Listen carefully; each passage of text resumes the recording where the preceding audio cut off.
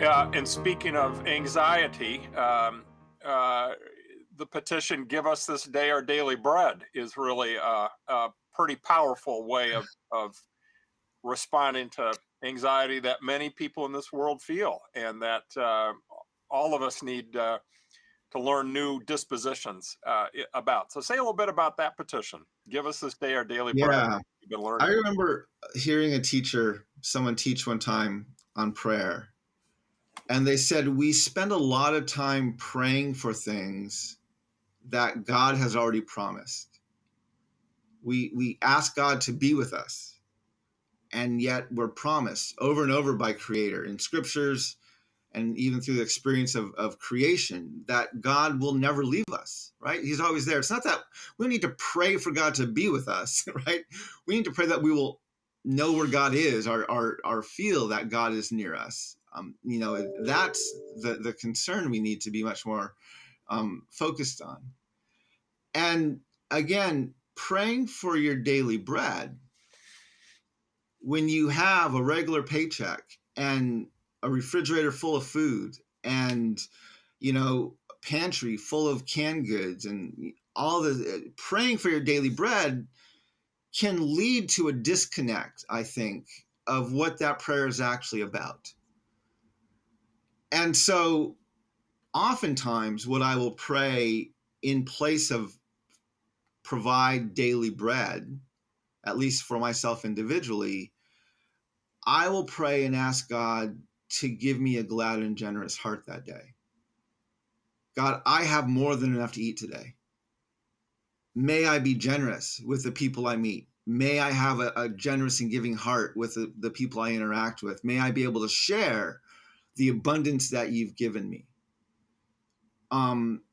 Because if we just prayer daily, give us our daily bread, what we begin to do is we begin to not be content with what is simplistic, right? I mean, Jesus would pray this, and I mean that even when he provided food for 5,000 people, right? It was bread and fish. It wasn't like this massive gourmet meal, And here we're eating steak and chicken and vegan stuff and all of it, and so when you begin to pray that way, it begins to become more about what you want than about what you need, and when you pray that prayer and you already have everything you need, then it becomes, well, I want this and I want this, God.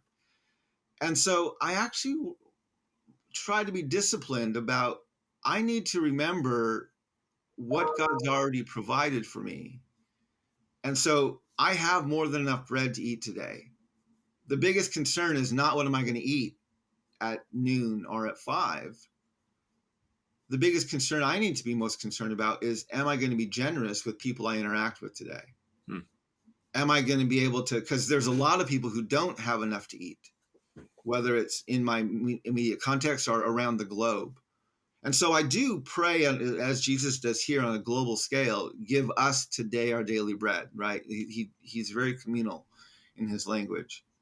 But I also try to acknowledge that, yeah, if I pray that individually, it can lead to a spirit of discontent because you begin praying for what you want instead of what you need.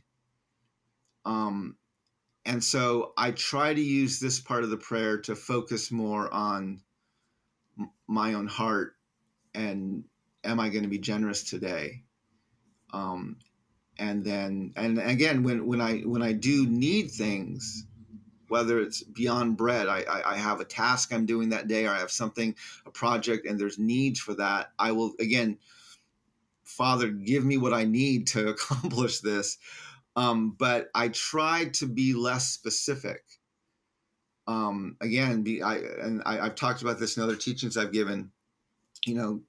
God is creator, and so often we treat God like a banker, and we ask God for money and for all these things, and God, I need these finances to accomplish this thing, instead of God, your creator, right? I mean, if I was, you know, yeah, understanding the difference between God as creator, which is who God is, and God is a banker, which is who our society largely says God is. It's so easy to pray, especially in this section of the prayer where we're talking about daily needs, to simply treat God as a banker instead of treating God as a creator. You know, God as a banker, Moses is at the Red Sea. What would he pray? He would pray for the resources to build a bridge, right? Instead, he's there with Creator, and Creator does things differently. He parts a sea, right? I mean, that's just two completely different ways of thinking. Hmm. And I think how we pray this prayer can help define who do we see God as? Do we see God as a banker, or do we see God as a creator? Do we allow space for God to answer our prayers as a creator, or do we pray so specifically and so even demandingly that the only way we can see God do something is if God interacts with us as a banker? Hmm. And that's the dangerous part of that section, this section of the prayer is we pray for things we want instead of what we actually need.